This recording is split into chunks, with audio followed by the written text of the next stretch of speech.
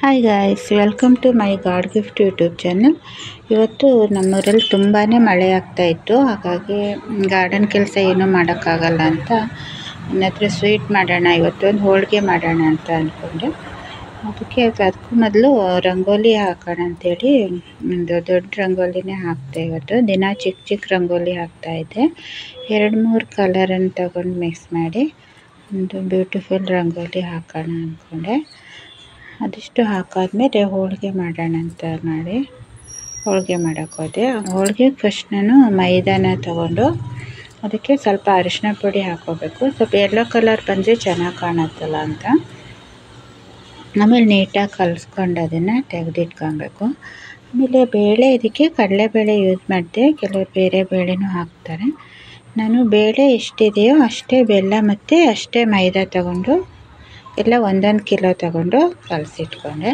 ಇದನ್ನು 2-3 ಸಲ ವಾಶ್ ಮಾಡಿಬಿಟ್ಟು ಬೇಯಿಸೋಕೆ ಇಟ್ಟಿದ್ದೆ. ಇದು ಬೆಂದಮೇಲೆ ಇದರಲ್ಲಿರೋ ನೀರನ್ನು ತೆಗೆದುಬಿಟ್ಟು ಆಮೇಲೆ ಬೆಲ್ಲನ ತುರಿದು ಹಾಕಿಬಿಟ್ಟು ಈ ಥರ ಬೇಯಿಸ್ಕೊಬೇಕು. ಮತ್ತು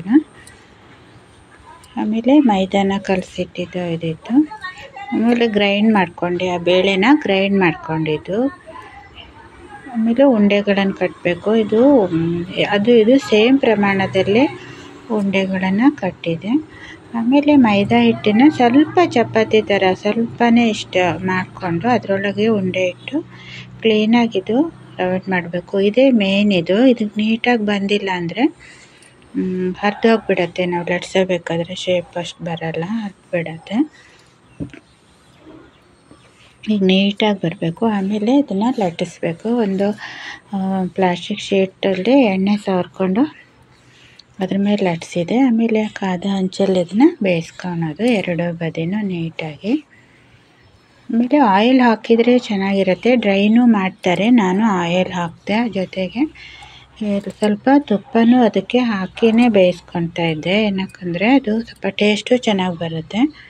ಮತ್ತು ಫ್ರೀ ಇದ್ದಾಗ ಇದು ಹಾಗೆ ತೊಗೊಂಡು ತಿನ್ಬೋದು. ಕಾಯಲ್ಲೆಲ್ಲ ಮಾಡ್ಕೋಬೇಕು ಅನ್ನೋದು ಇರಲ್ಲ, ಹಾಗೆ ತಿನ್ನೋಕ್ಕಾಗತ್ತೆ.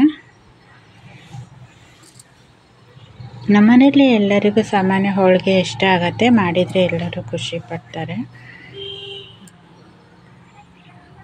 ಇದನ್ನು ಬೇಯಿಸಿದಾಗ ನಾವು ಇದಕ್ಕೆ ಗೋಲ್ಡ್ ಕಲರ್ ಬರಲಿವರೆಗೂ ಬೇಯಿಸ್ಬೇಕು. ಅವಾಗ ನಾವು 1 ವಾರದವರೆಗೂ ತೆಗೆದಿಟ್ರೂ ಹಾಳಾಗಲ್ಲ, ಚೆನ್ನಾಗಿ ಬರುತ್ತೆ. ತೆಗೆದಿಟ್ಕೋಬೋದು. ನಾವು ಯೂಸ್ ಮಾಡಿ ಉಳಿದಿದ್ದನ್ನ ಎತ್ತಿಟ್ಕೊಳಕ್ಕೆ ಬರುತ್ತೆ. ನೀಟಾಗಿ ಗೋಲ್ಡ್ ಬಣ್ಣ ಬರಲಿವರೆಗೂ ಬೇಯಿಸ್ಕೊಂಡು 2 ಬದಿನ ತೆಗೆದಿಡ್ಬೋದು. ನೋಡಿ, ಈ ಕಲರ್ ಬರಬೇಕು. ಇಷ್ಟು ಗೋಲ್ಡ್ ಆಗ್ತಿದ್ದಂಗೆ ನಾವು ತೆಗಿಬೇಕು ಹಂಚಿಂದ. ಪ್ರತಿ ಸಲನೂ ಎಣ್ಣೆ ಹಚ್ಕೊತ ಮಾಡಿದರೆ ಚೆನ್ನಾಗಿರುತ್ತೆ.